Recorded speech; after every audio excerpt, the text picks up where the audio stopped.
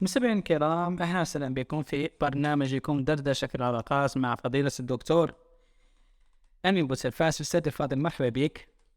أهلا وسهلا، الله يعطيك الصحة، شكرا على الدعوة والاستضافة. أستاذ الفاضل، كآباء وأمهات نبحث عن تفوق فلذات أكبادنا في دراستين. ففي كتاب دليل الآباء لتفوق الأبناء يقول الكاتبان جاك وزوجته أن مفتاح النجاح الدراسي بيد الوالدين. حشكو صرنا بني يعني الطلبة تاعنا ولا الطلبة في الجزائر، الوالدين تاعهم في المعاملة تاعهم سنفوا يقول لك أنا باش ولدي ينجح نوعدوه ونشيل له كادو، ولا ما قراش نعطيه واحد تمام هدية. ونشوفوا بلي أن ندير فرص بزاف أن الدراسة تاعو هي الأم، تلفزي معاه تحفظوا حتى يكون في السلام، حتى يكون في الليسي توقف معاه. والأب مهتم جنرالمون بالجانب المادي يوفر لهم. فهل هذه يعني العادات هي عادات صحية في التعامل؟ أبدا. كيف أستاذ؟ لو كانت صحية لكانت النتائج واضحة. هكذا. ولما ضغط لنا هذه الأسئلة طبعا النتائج كارثية، والناس غير مقبلة على طلب العلم، بالعكس ينفرون منه فرارهم من المجدوم. والإنسان إذا كان وصل لوقت سن معين اللي يشوف باللي يقدر يضغط شوية على والديه، يترك الدراسة والتسرب مدرسي هذا بكري مبكر. كل العيوب راها فيها. وهذا إنما يدل على أننا أساليب خاطئة. أولا يجب أن المشكلة الكبرى للدراسة التي طلب العلم هي عدم وضوح الغاية من طلب العلم. ما يعرفوش علاش راهم يمشي يقراو يوميا، يمشي بكرة 8، ما يعرفوش علاش خصو يعمل التخصص الفلاني، علاش خصو يقرا 5 أيام في السيمانة، علاش. سؤال الإجابة عن السؤال تاع الغاية، لماذا أذهب للمدرسة؟ لماذا أطلب العلم؟ لماذا أخذ مادة رياضيات، فيزياء، كيمياء؟ لو أجبنا على هذه الأسئلة تتغير الأمر.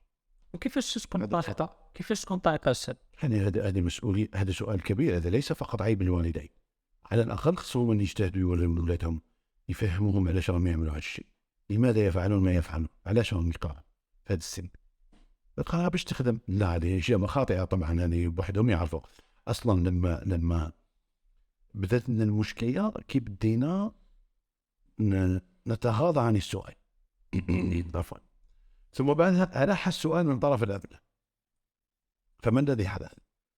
بدينا نستحدث أجوبة أو نقدم أجوبة مثل الوظيفة باش تتوظف.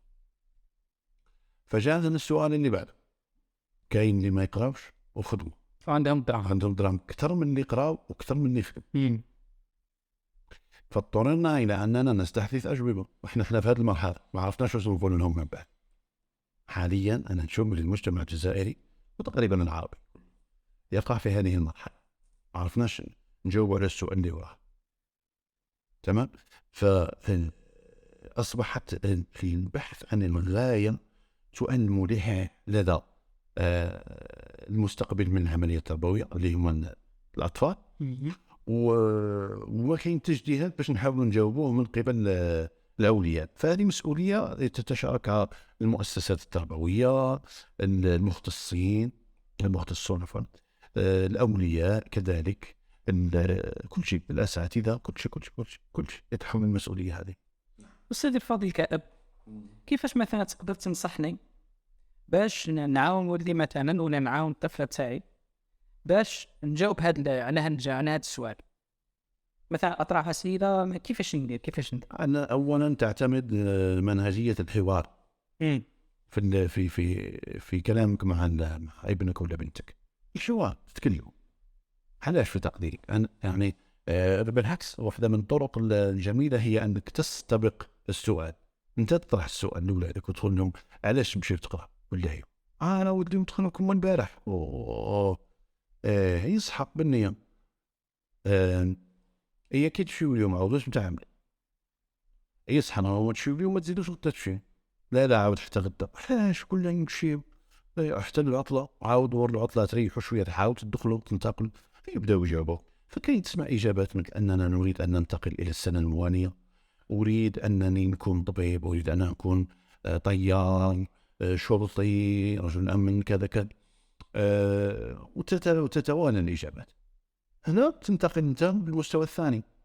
طيب لو كان أنا نوفر لك طريقة باش تحقق الوظيفة ديالك بلا ما تقرأ، يا ذا طبعا يجيبك يقول لك بخير، هذه خير أفضل، هذه خير. أنا عياش. نعم. وهنا يجي السؤال: هل نحتاج الدراسة، أو هل ندرس ونطلب العلم فقط من أجل الوظيفة؟ الإجابة لا. دروك حتى كون غير وصلنا حتى الوظيفة، احنا في مستوى أقل، أصبح أبنائنا يدرسوا للحصول على نقاط في الامتحانات فقط. وظيفة كان حاجة بعيدة، حاجة كان واحدة أخرى بلات بعيدة. يبدأ يتناقص الفهم وتتناقص الهمة. اوكي، افضل منه هو اللي يقرأ للوظيفة، افضل منه كلهم هو اللي يدرس باش يدخل للجنة. كيف ذلك؟ يدرس ليحسن علاقته، واحد بالله سبحانه وتعالى، اثنين بأخيه الإنسان، ثلاثة بالطبيعة، أربعة ليحسن علاقته بالعمل، مش بالوظيفة، طبيعة العمل، قيم العمل، فهم العمل، نقول العمل الصالح عموما. العمل الصالح، هذا قلت العمل ومن بعد زدت لها الصالح، خاطر نكون نقولوا العمل الصالح وصلنا للأسف بخلل في الفهم، أننا نربط العمل الصالح غير في المسجد فقط، ولا العمرة ولا الحج أبدا، وننسى أن العمل الصالح في الأرض الزراعية، والعمل الصالح في المصنع، والعمل الصالح في القسم في المدرسة، والعمل الصالح أثناء إصلاح محرك السيارة، والعمل الصالح أثناء قص ورقة لشرح مثال لتلميذ. العمل الصالح كل حياتنا يجب أن تكون عمل صالح. ونحسن العلاقة بالوقت، ونحسن العلاقة إذا هذه هي فائدة التعلم بالمجتمعات الأخرى. هذا المستوى الفقراء، بعد المستوى. إذا العلم هو مفتاح للتعرف على الأسرار التي أخفاها الله تعالى عن البشر لوقت معين ولا زمن معين، فتح أكبر وفهم أكبر عدد ممكن من الأسرار، وهكذا نتطور. جميل.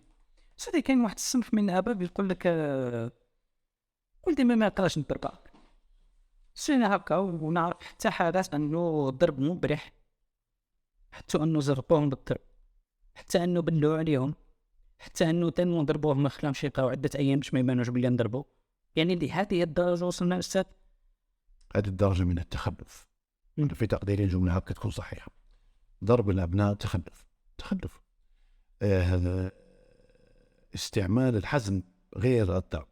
أولا الإنسان اللي يضرب مريض، الإنسان اللي يبيح لنفسه أو يستبيح العنف مع إنسان يعني جلده على عظمه، لا يملك حتى أن يدفع على نفسه ذبابة أو باهوضة، أكرمكم الله، يستبيح معه العنف، هذا إنسان مريض. هذا إنسان مريض.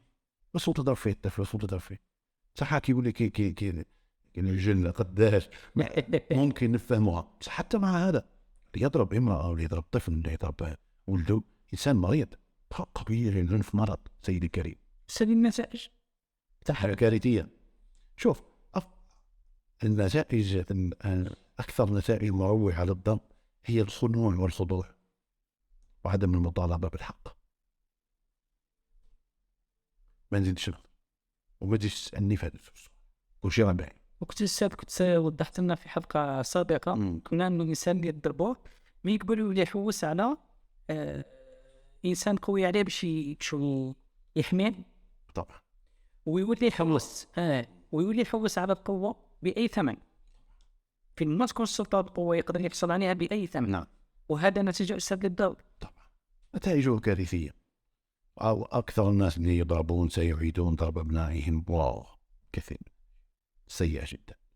هذا ما يفهمش لغة الحوار، ما يفهمش لغة الإقناع، ما يفهمش الأدب، ما يعرفش قيم الخضوع والاحترام. كارثية الإنسان. الماشي تاع العنف، في ضعطيف. ماكينة عنف. شوف مجتمعاتنا شاملة، لا تبقى شوية في الفروج ينوضوا يقلبوا عليك الدنيا، كاين يسب عليك الصحة يقلب بك اللوطة. غابة سبحان الله، غابة. سيدي الفاضل، العنف يتعارض تماما مع القوة. نعم، الناس اللي واصلين في الفنون القتالية سبحان الله أكثر الناس مسالمين، لأنهم عرفوا أسرار القوة. يخرب فيك يكملك، روح الله يسهل، معليش أنا سامح فقين، الله يسهل. أعرف قناعة تامة بأنني قوي. وأفضل من هذا حديث النبي صلى الله عليه وسلم: ليس الشديد بالسرعة، إنما الشديد من يمتلك نفسه عند الغضب. يمتلك نفسه عند الغضب، ليس متسرع، تحكم في مشاعره. شفت وجهة الحبيب صلى الله عليه وسلم. نعم. ما ضرب النبي صلى الله عليه وسلم بيده قط على السيدة عائشة، لا إنسان ولا حيوان ولا حتى مع البهائم أكرمكم الله، يقول: لا تضرب ولا تقبح الوجه. العرب كان عندهم المعروف أحد النوعيات، يقول لك: قبح الله وجهك.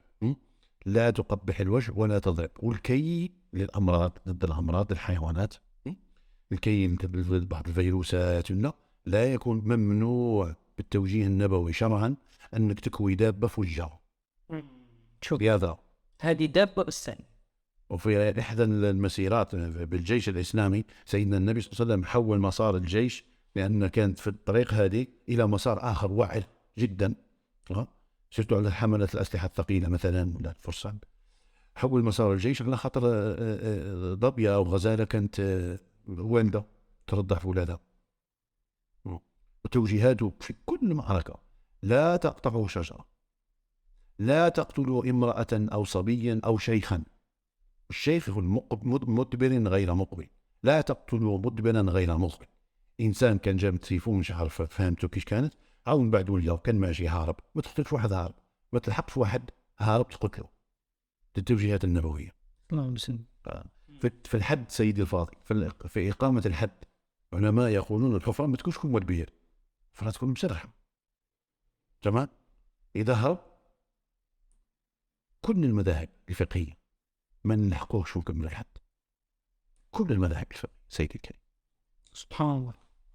إذا هرب العاصب رحمة الإسلام تأتي السيدة إلى النبي صلى الله عليه وسلم وتقول: يا رسول الله، لقد زنيت، أقم علي الحد. فماذا يرد الحبيب؟ ربي جابك. وي عدلي الكاش ما تشيش. الراجل نجلده بالمرة كايناش منها. سيدي يجي ويقول لك أنا ولدي أبوني هاك. يقال النبي صلى الله عليه وسلم أن اذهبي لعلك لم تفعلي. يقول للمرأة: اذهبي لعلك لم تفعلي. وجاءت مرارا وتكرارا فقالت: أنا حامل. فقال: اذهبي حتى تضعيه. فلما وضعته جاءت قالت له: وضعته. قال: اذهبي حتى ترضعي. بعد هذا والسيد اللي يجي يقول لك: أنا ربوني هكذا، هذه ليست كل شيء، كم أغلب الناس تربوا هكذا. أنت ستسأل عما أنت اليوم القرار تملكه أنت، ستسأل من امتلاكك للقرار والطريق من هذا. وإذا وقفت هذا العدوى تاع العنف عبر الأجيال، تخيل السنة الحسنة التي ستسنها: من سن سنة حسنة فله أجرها وأجر من عمل بها إلى يوم القيامة. ما تضربش صحيح، ما تجسد دارك انت منه وطلع ابناء فلان، ما كاش اللي يزيد يضرب. خلاص احنا متفق. جميل. بس هذا بالمقابل كاين اللي ما يضربش، كاين اللي يقول لك ما يقرا، نشري له كادو، نشري له مثلا طابلة شابه ولا اورديناتور ولا باش يقرا. هذا ريح شويه غير من الاخر، ماشي غير وفاسين طويله. انت هذا ماشي مليح. هذا ماشي كيف؟ علاش كافو؟ يقول لك لانه درس رايه نكافئه.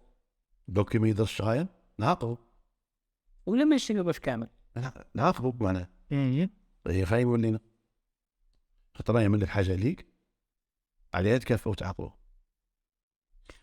سيدي الكريم، العمل الصالح او عفوا نتيجه العمل الصحيح او العمل السوي او العمل الصالح، هذو كامل احنا مش نسميهم العمل الصالح.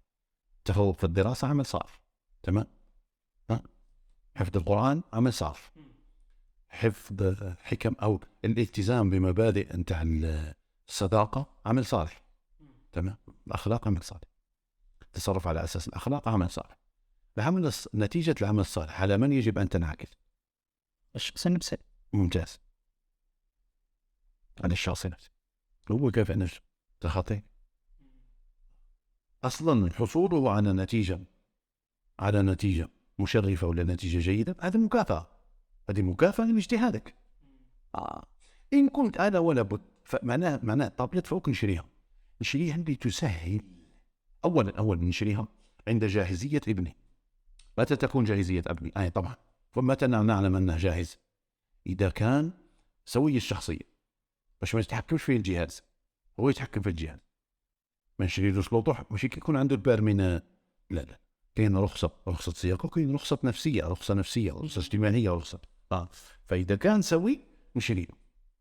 نشكر. ايوه، نعطيك مثال. احنا مثلا انا عندي ولدي مريض مترنة، واش نمشي نعمل؟ مدمن مخدرات، ما يخدمش، نمشي نزوجه. اعطيته الدراهم وكملته كذا، واش نمشي نعمل؟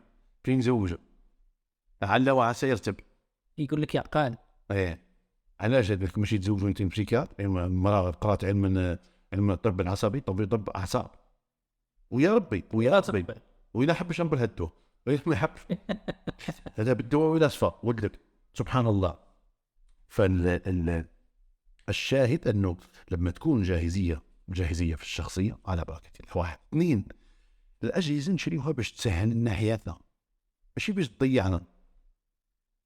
متى ما علمت أن هذا الجهاز ولا هذا الناقد، هذا التصرف راه سيفسد أخلاق ابنك أو فكره أو عقيدته أو سلوكياته، فيجب أن تبتني عن هذا. هذا 3 ما نربطوهاش بالدراسة، وإلا يبدأ يتمشى لي، يبدأ يستنى التحفيز الخارجي. احنا نمرضوا أولادنا، احنا نمرضوهم على المدى المتوسط والطويل، ما يتمشاش إلا إذا فاسيتهم ماشينا. عند التحفيز هذا المكافأة ولا عقاب، بزوج غلطين، مكافأة ولا عقاب. إذا كان لأنه تحفيز خارجي، احنا نحتاج التحفيز الداخلي والدافع، ونحتاج نكبر الدافع وننمي الدافع باش يكبر بالحوار ويشبع الحاجات النفسية بشكل سوي، تمام. وممكن تجي تشوف حتى بورطاب تاع 5 مليون 5 ملايين، وصحبوا مثلا شراو له بورطاب تاع 20 مليون، ما ولاش يبين مع ذاك بورطاب تاع 5 مليون. طبعا لأننا لا نربي أبناءنا على التكسب، عادة التكسب، نربيهم على عادات الحصول. أنا إن أردت أحصل، وماشي إن أردت يجب أن أجتهد، وممكن يساعدني والدي. هذيك الاسيستانس، هذاك التواجد الدائم بجنب وبداخل ومن خلف ومن وراء الأبناء وعلى أيمانهم وعلى شمائلهم. هذه هي المشكلة. تكبر إنسان عاجز. بالعكس، يجب أن أختبر. احنا التربية تكون يمنع المربي من يقوم عليه من الوصول إلى الآفات والإدمان من جهة، ومن جهة أخرى يمنعه من الموت أو السجن. ما دون ذلك يتركه يجرب، يجهزه. هكاك التربية، تجهيز، اختبار، على أساس نتائج الاختبار تجهيز في الدنيا. صحيح، ركن خرجك تلعب مع أصحابك، خرجت أنت جيت بكلمات سوء تقولها، أنت عند بالك ملاح، نقعدوا نهضروا، صح، عرفتم باللي هذه كلمة سيئة ما نردوهاش، حاول اخرج، عاود يدخل لي بحاجة أخرى جديدة، عنف مثلا، ولا يحذر البنات، ولا يرفض حاجة ماشي نتاعو، ولا صح، هكذا. تربية إجراءات سلوكية، ماشي هضرة بزاف ما عندها مثال. حضرات وكأن ديفو من ساعات أن بعض الأمهات يحس هو كأنه مغمض يقراو، يكون يهضروا مثلا مع بعض ياسم نسمعهم يقولوا، ولا يجوا يهضروا معايا يقولوا لي بلي عبيت مثلا بالي، ماشي عبيت وأجنان هي لا تدرس، مثلا عبيت 19 بالفرنسي الحمد لله، ولا عبيت 18 وصلت لهاد الدرجه ولا هاد التعلق ولا هذه وسوسه ولا وسمع لي كيش نقدروا مثلا نحلوه؟ هذا اضطراب وخلل سلوكي، خلل معرفي، خلل على كل الأصعدة سيدي الكريم. هذا تصرف خاطئ. علم التربية قائم على شيء يسمى علميا التبعات المنطقية. التبعات المنطقية معناه فيها زوج كلمات، فيها التبعات وفيها المنطقية. نبدأ بمنطقية. سهل. منطقية معناه ما يكونش يكون الجزاء من جنس العمل. داكور، من جنس العمل. مثلا ماشي انت مثلا غلطت في بيت شعري ولا كذا، نوض انا نطيح فيك بالضرب ولا كذا، مثلا ليس منطقي. لا، اكثر منطقيه انك غلطت في بيت شعري نعطيك تكتبه 10 مرات ولا 20 مره ولا 15 مره، راك تتعلم بطريقه واحده اخرى. تمام. ثم التبعات، كلمه التبعات منطقيا تعني كذلك مراعاة سن المستقبل. شحال عندهم العام؟ تعجبني احنا ممكن نضربوا حكمة باش يكون تصرفاتنا منطقية مع أبنائنا. يقول لك لا تقتل الذبابة بمدفع.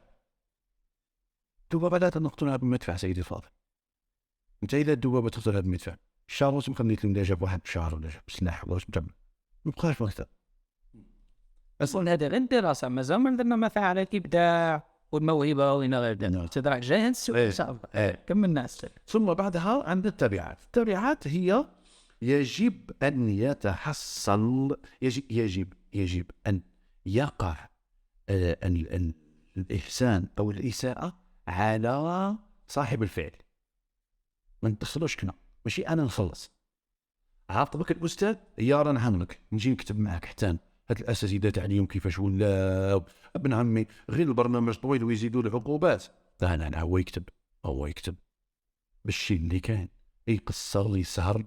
انا اللي نجم نعملها سيكون نهضر مع الاستاذ يزيد ياجل لك المراقبه تاعك. الله يخليك، والله ما كفاه الوقت بشهادتي. او سمع منها زيد له نهار الله يخليك اذا ممكن يا استاذ، ونعرف نعاونه بصح ما حبيتش نعاونه. هذا انسان يحب بزاف ولده ويحب بزاف بنته. هذا الانسان يموت على ولده. غير ذلك والله ما تحب ولدك بشكل صحيح، لان راك تمرض وتطلع انسان مريض للمجتمع وتزيد هاله للمجتمع على المجتمع اللي تزيد فرد فعال في المجتمع. مثل هذا الفكر يجب ان ينتشر عند الامهات خاصه، وعند المتقاعدين عن التربيه من الاباء اللي يرفضوا الراتب وهم يحاسبون عليها. بفكره سيحاسبون على التربيه اكثر كيفكم منبر. الله يستر. بس هذا فترة سمعت مع مختص أظن دكتور طارق السويدان. بس أنا سمعت أنه مي يكون يساعدوا أبنائنا حفظهم وكل شيء تكون في مرحلة الابتدائي، أما في المتوسط لا خص يكونوا تاكنين على رسالة. طبعا. ما رأيك وستر؟ شنو قلنا باللي التربية هي تنمية الاستعدادات والمهارات لمواجهة الحالات بكل مجالاتها. انت ما تقراش مع ولدك وما تقريش، علمه كيفاش يقرا. غسل العادات طلب العلم خصنا نخرجوها. هذا ما كان، هذا هو الشيء ويبدا بالمقدمه اللي قلنا باللي الانسان خصو يعرف علاش راه يعمل ذاك الفعل اللي هي العاده، عفوا الغايه من التعليم من طلب العلم. ثم بعدها نوري له الطريقه اللي يقرا بها. اذا كيف ستطلب العلم، كيفاش تقرا رياضيات، كيفاش تنظم وقتك في الدار باش تبدي بالتمارين ولا مراجعه الدرس، كيفاش تتبع في القسم، كيفاش تستفاد من الشرح نتاع الاستاذ، كيف هذا المنطق. والدراسه بسيطه جدا اليوم، واسم هي الفهم نتاع الدرس والقيام باكبر عدد ممكن من التمارين يخليك جاهز للامتحان. هذه هي الجاهزيه للامتحان. عندك مواد تاع الحفظ، عندك مواد نتاع الفهم والتفكير، وعندك مواد بيناتهم اللي هي مثلا المواد الادبيه وكذا، فيها شويه تاع الفهم وفيها شويه. بس الناس تدرك مواد تاع فهم وتفكير. احنا استاذ ما نقدر نخليو وليداتنا يعبيو برمات نقطة مليحة. ولا نقطة مليحة زائد يكون عندهم مثلا شوية إبداع في هذا المواد. طبعا الزميل فما شفت إبداع من النقاط، احنا يهمنا النقاط طبعا، السواد الأعظم يهمون النقاط، لا نحوش نفهم كم الناس، ايوا كم كامل الناس هذا يهضروا هذا يجاوبوك نسمعوا الإجابات، ولكن هذا خطأ، ولو فعله كل الناس يبقى خطأ. وعندك لازم يفهم، وعندك انه علاش حتى انت الا سلكتوا من هدفنا اليوم واش هو، ولادنا يقراو علاش؟ باش يتوظف ويزوج ونتهنى منه، وين المرأة يجي يديها الانسان خدام ونتهنى. شوف كيفاش اصبح الانطلاقه خاطئه والغايه خاطئه والهدف خاطئ. هي الاسلوب يكون صحيح، ما يكون صحيح مثلا الهدف خاطئ خلاص كل شيء خطا، كل شيء خطا. إذا أستاذ، كيف نقصد الإبداع في أبنائنا؟ نقتل الإبداع لدى أبنائنا بإدخالهم المدرسة نظامية. اي طبعا. اشرح لنا ما تزيدش من عندك أساليب التربوية والأساليب التعليمية وسمية، ما تزيدش من عندك. رد لنا بضاعتنا كم اللي خديتها. أنا قلت لك تكتب الاحتفاظ تعاملونا، إذا جاب هو طريقة جديدة في الاحتفاظ وحتى تكون صحيحة، ما يهمش ما يقال هذاك الأستاذ معيار الصح والخطأ، معيار الحق والباطل في حياة الإنسان. لا ما يهمناش، يهمني مصدر المعلومة. إلى عندك ولا ما عندك بواك فهايمي، ولا ربما بوا يكون مخترع ولا أستاذ في الرياضيات في جامعة أو منش عارفة في ذيك المادة، أستاذ في ذيك المادة، حياته فوتها كامل في البحث فيها ولا لا ما يهمش كامل هالشيء. أنا اللي يهمني تكسبكم واللي قلت لك. فهذا الجمود في الأساليب التعليمية هو اللي يقتل الإبداع، بحيث الدراسات تثبت أن أولادنا قبل المدرسة تكون عندهم نسبة الإبداع 98%، لما يكملوا الابتدائي يكملوا الابتدائي أو 2 3 سنوات في المدارس عالميا على فكرة، خاصة في العالم العربي، يصبح نسبة الإبداع 5%. لا كرياتيفيتي كم نقتلها. واليوم واحدة من معايير تقدم المجتمعات الإبداع والبيئة الإبداعية في هذه المجتمعات، عندها مواصفات البيئة الإبداعية. هذا بالك في المؤسسات مواصفات البيئة الإبداعية وسنهية، هل أعاقب على الخطأ أم يتم الترحيب بالأخطاء مثل ما يتم الترحيب بالصواب؟ خطأك مقبول جدا، هذه هي البيئة تاع الإبداع، وهذه اللي لازم تكون الإبداع في التربية والبيئة تاع التربية. أنت راك هنا ولدي وأنا راني مشرف عليك باش تغلط وأنا نصححين. حتى وكان يكون الأساتذة ما يصلحوش كما بالعامية، يضربوه يقولون مثلا بضاعتنا. لا هنا حاجة أخرى، هنا يدخل دور الحماية، لأن الوالدية أدوار، مجموعة أدوار، منها دور الصداقة، دور التربية، دور دور الإعادة للإطعام والتنظيف وكذا، في دور الحماية. هذا إنسان كبير على ولدك ضره يجب تتدخل بأدب وكذا حاجة بعيد. احنا لا، يا واحد ما يهضرش يخلي ولده ينحدر، يا إما واحد ما كاش غني يخرب له في ولا اللي يهضر له معاه. عرفتو خليه عندك انت، عرفتو معاك في جيبك ولا في كارطاب وديه معك كامل 24 ساعة. لا نحن الوسط. ولدي إذا تم ظلمه من طرف مجموعة ويا ربي صحاب ولا ناس كبار عليه ولا، يجب أن أتدخل. هنا يجي دور الحماية، يجب أن أحمي ابني. جميل. طبعا. سلف نشوفوا هاد الأيامات بزاف التشنج الدراسي، وليداتنا مقيوسين. هل للوالدين علاقة في هذا؟ كل العالم. كيف؟ كل العالم. شوف بزاف تاع الناس يقول لك ما قديناش ما عرفناش كذا، هذه ليست حجة. تعرف شنو هي الحجة؟ قوية. حديث النبي صلى الله عليه وسلم: يولد المولود على الفطرة، يولد مسلم فأبواه، شوف القدرة، يهوداني أو ينصراني أو يمجساني. شايف كيف؟ معناه يقدروا يقنعوه بدين سماوي ولا دين غير سماوي ويحرفونه عن الفطرة. هذه قوة الوالدين، هذه قوة الوالدين. الوالدين مرجع خويا، مرجع. كاين اللي جيت تهضر معايا يقول لك أنا بابا ما عنديش شهادة كبير على كبر، أنا ولدي ما علموني شهادة. كيف كيف؟ ولا يجي يقول لك أنا ولدي فرجها لي راجل وخلي باغي نحبس القراية حبسته. لا احنا ما قلناش العيب في التوقف عن الدراسة، لا هذا ماشي عيب، ممكن يكون خير، ولكن وهذا كلام كبير يعني عارف ومسؤولية، ولكن احنا الطريقة أولا والسبب، هذو زوج شوارع. بصح انت تكلمنا على التسرب الدراسي، معناها انسان خرج من الدراسه، خرج غادر مقاعد الدراسه الى الشوارع، هذه مصيبه كبرى. اما التوقف عن الدراسه بسبب، انا اشجع هذا، ما نكذبش عليك، كل المتفوقين من اصحابنا ومن نعرفهم قصص النجاح العالميه، قصص النجاح المحليه، كاين اللي ما يعرفش يكتب اسمه وعنده مشاريع نتاع المليار ونافع بها الامه، نافع بها امه بهذا المنطق. اذا كان عندك سبب للخروج اللي هو سهل مهلا، اذا عندك سبب لمغادره مقاعد الدراسه، اريد ان انشئ مشروع، انا نحب الصناعه، انا نحب كذا. ثانيا، هل هذا المشروع اللي راك خارج ستغادر الدراسه هل يتطلب دبلوم؟ قمع. هل يتطلب دخولك للجامعه؟ دخولها. هل يتطلب التوقف دروك وانك تعمل دبلوم غير في تكوين مهني؟ على بركه الله. بعدها يعني نعطيك مثال، انسان مثلا صياغ صانع صاحب حرفه وستندثر هذه الحرفه كم يرفدها شغلته، هذا يدخل الجامعه ومن بعد يجي يقرا؟ لا، يستطيع ان يفعل الامر. الافضل هو انه يقرا في الجامعه ويقبض هذا ويرفد هذه الحرفه، ولا يكمل الجامعه تخصص يحبه ولا يعرفه، لكن يمكن انه يغادر مقاعد الدراسه بالحرفه مباشره للمشروع بالمعنى. وماذا يتطلب المشروع؟ ريكوايرمنت، متطلبات المشروع، دبلوم، سن معين، اكثر من 16 سنه، اقل من 16 سنه كان داكو. ثانيا،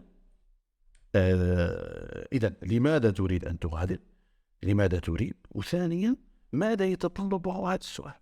هذا المشروع، عفوا، السؤال ماذا الذي يتطلبه هذا المشروع؟ فاذا كان الانسان عنده اجابه وتصور واضح، هذا انسان خصنا ندعموه.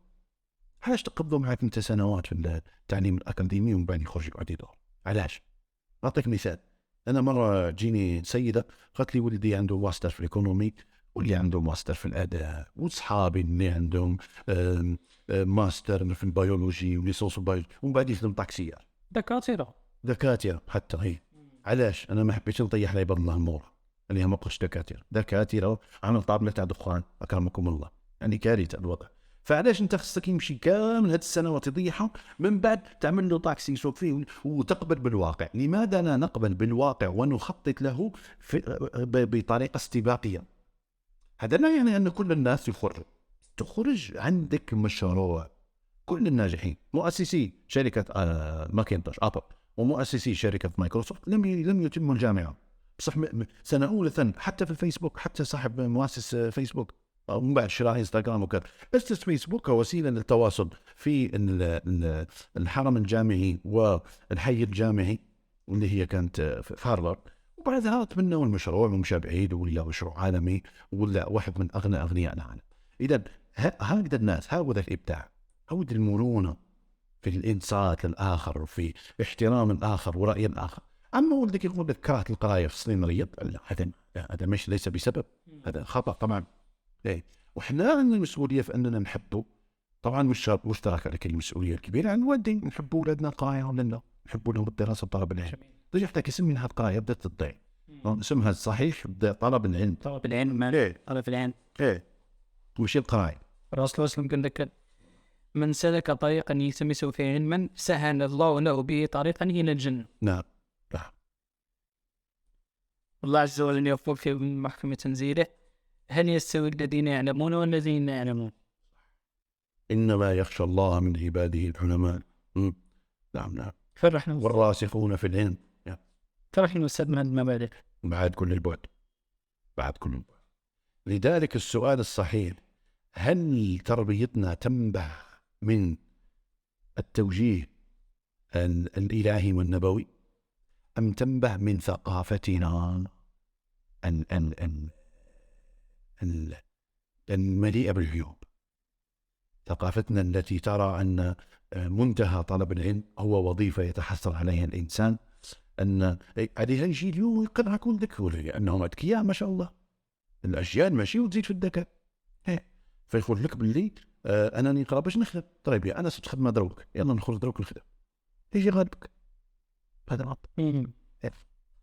سيدي المحسن، عطينا مثلا 3 نقاط أساسية لازم نركزوا عليها باش الولد تاعنا يتفوق في الدراسة تاعه أو ينجح في الدراسة تاعه.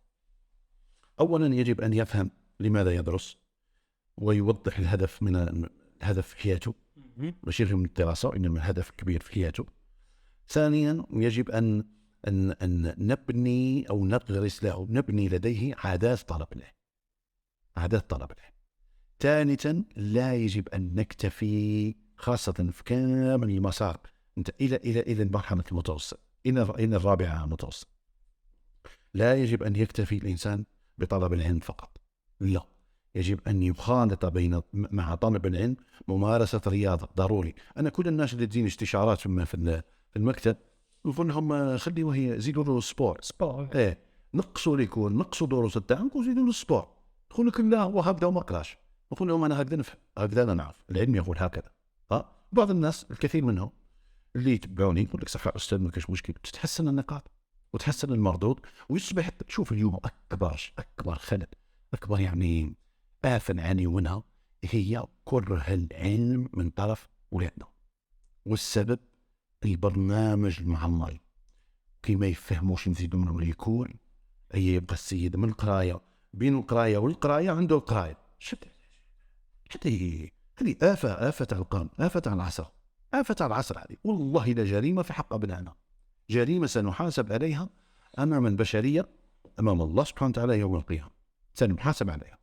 دونك يجب أن يزيد السبور. والمتفوقين في الذكاء، مش متفوقين في الدراسة، الأذكياء خاطر ماشي دائما يجيو متفوقين في الدراسة، الأذكياء نزيدوا لهم مسار تكويني واحد آخر، نعطيو له حرفة، نكونوا في الشريعة. مثلا إعداد فقيه صغير، إعداد مفسر للقرآن صغير، نزيدوا له هكذا، نزيدوا له مسارات تكوينية. إعداد خبير في صناعة الروبوت مثلا، إنسان اللي يعرف يبرمج بالأرترينو، الإنسان اللي يعرف يبرمج بلغة البايثون مثلا في الإعلام الآلي. الأمور هذه نجم نزيدوا مسار للأذكياء مع مسارهم الدراسي عادي جدا. ونحي لكم أنا أفضل أن نولي يكون عنده نتائج متوسطة، إذا نحيت له يكون نتائج متوسطة، معليش ما يجيب ليش 18 19، يدور بين 15 13 و15، ولكن يلعب رياضة.